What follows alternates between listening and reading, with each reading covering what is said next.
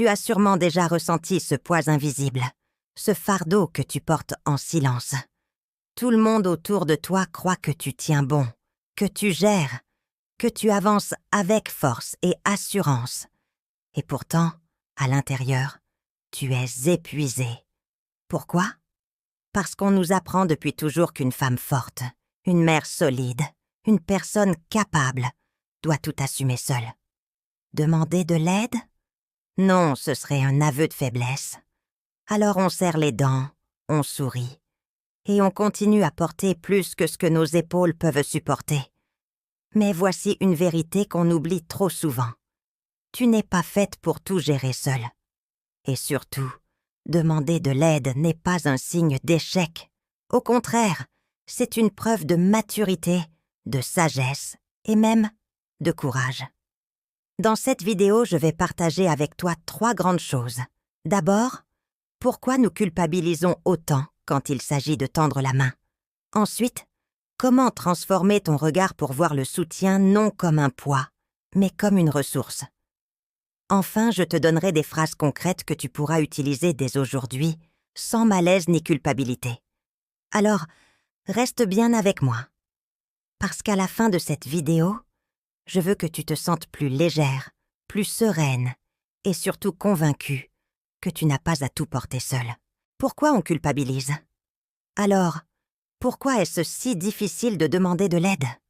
La première raison, c'est l'éducation. Dès l'enfance, on nous répète « débrouille-toi toute seule ».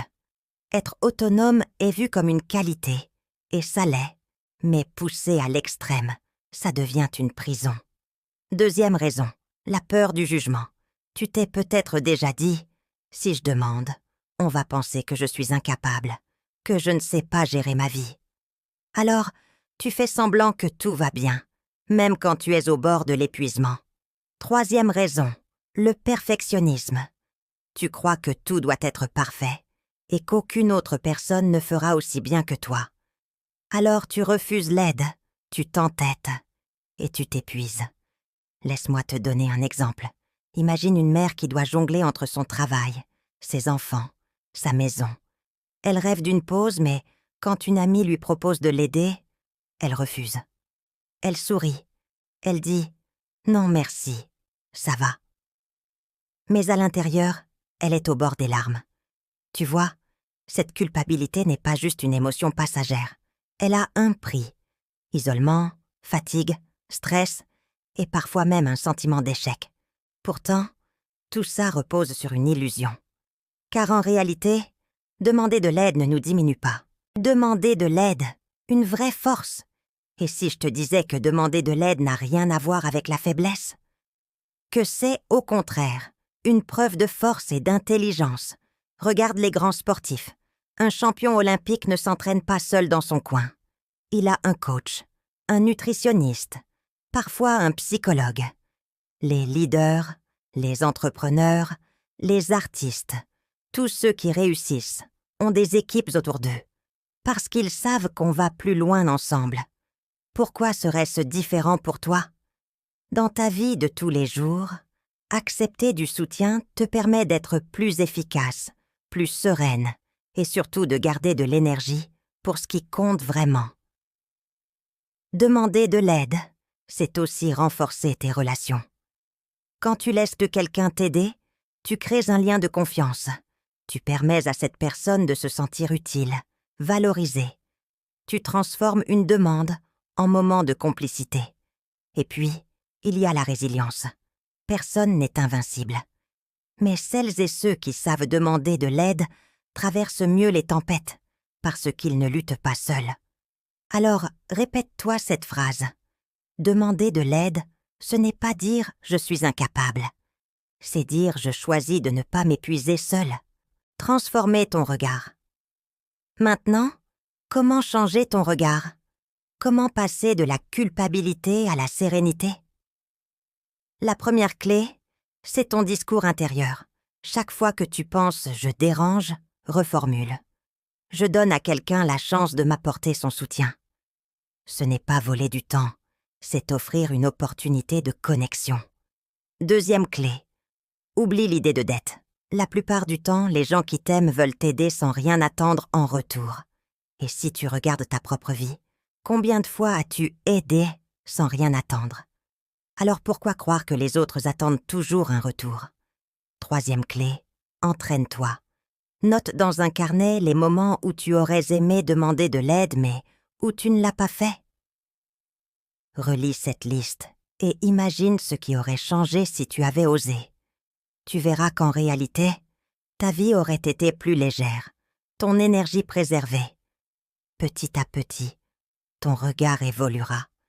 Tu verras que demander de l'aide n'est pas un défaut, mais une stratégie pour mieux avancer. Maintenant, passons au concret. Voici 3 phrases toutes simples que tu peux utiliser dès aujourd'hui. La première: peux-tu m'aider à aller chercher les enfants à l'école cette semaine? Ça m'enlèverait un gros poids. Être claire et précise rend la demande naturelle. La deuxième: j'aimerais ton avis sur la façon dont je gère mon budget ce mois-ci. Ça me permettrait d'avancer plus vite et d'être plus sereine. Ici, tu valorises la personne. Tu montres que tu as confiance en elle. La troisième: j'ai besoin d'un coup de main pour organiser la maison avant la rentrée. Est-ce que tu serais disponible ce week-end? C'est simple, direct, respectueux. Tu vois, la clé est d'être spécifique. Plus tu es vague, plus tu laisses de place au malaise. Mais si tu exprimes clairement ton besoin, les gens comprennent mieux. Et ta demande devient naturelle. Et surtout, n'oublie pas de remercier. Un simple merci, tu m'as vraiment soulagé, transforme un service en moment positif et renforce encore le lien. Ces phrases ne sont pas magiques, mais ce sont de petites clés. Plus tu les utilises, plus tu verras qu'il devient facile de demander de l'aide et surtout, d'accepter de la recevoir. Je vais te proposer un petit exercice mental, une visualisation rapide. Ferme les yeux quelques instants et imagine-toi dans une situation récente où tu étais submergé. Peut-être à la maison, au travail, ou simplement dans ta tête. Sens ce poids dans tes épaules, cette tension dans ton corps. Maintenant, imagine que tu respires profondément et dans ton souffle, tu formules une phrase simple. J'ai besoin d'aide. Visualise une personne de confiance qui te sourit et qui te dit « Bien sûr, je suis là ». Sens le soulagement, comme si un poids tombait de tes épaules. Tu n'as plus à tout porter seul. Répète cette scène plusieurs fois dans ton esprit. À chaque répétition, la culpabilité s'efface un peu plus, remplacée par un sentiment de sérénité. Ce simple exercice, tu peux le refaire chaque fois que tu hésites à demander. C'est une façon de préparer ton esprit à accepter le soutien avec confiance et légèreté. Alors, retiens bien ceci. Tu n'as pas à tout porter seul. La vie est comme une montagne. Si tu essaies de la gravir en portant tout ton sac toute seule, tu finis épuisé, découragé, et parfois tu abandonnes avant d'atteindre le sommet. Mais si tu acceptes de partager le poids, tu avances plus vite, plus loin, et avec plus de joie. Demander de l'aide, ce n'est pas renoncer à ton indépendance. C'est reconnaître que nous sommes faits pour vivre en lien, pour avancer ensemble. La prochaine fois que tu sens ce poids trop lourd, n'attends pas d'être au bord du burn-out. Ose demander, ose tendre la main. Tu seras surprise de voir combien de personnes seront prêtes à répondre présentes. Et si tu as encore ce petit doute, rappelle-toi que même les plus fortes, celles que tu admires, n'y arrivent pas seules. Elles ont des alliés, des soutiens, des personnes qui les portent dans les moments difficiles. Alors toi aussi, donne-toi cette permission. Demander de l'aide, c'est un cadeau que tu te fais à toi-même. Si cette vidéo t'a aidé, abonne-toi à la chaîne Mères Invincibles. Mets un like, un commentaire et partage-la avec une amie qui a besoin d'entendre ce message.